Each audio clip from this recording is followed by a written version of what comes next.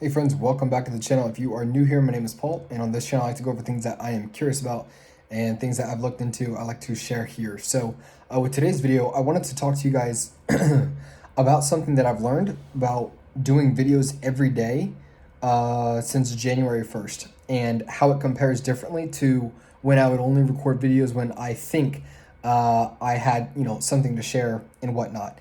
So the biggest difference that I feel like I have learned is now, because there's no question about it that I'm going to be producing a video every day.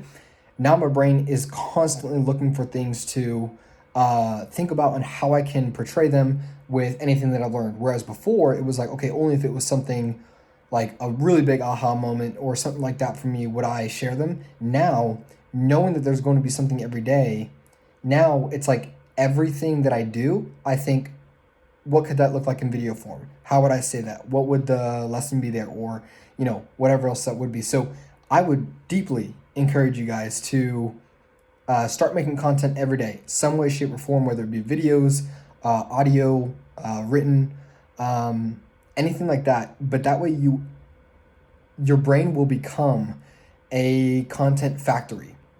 Like everything that you experience, you'll think about, okay, what could I write, what kind of story could I write about that?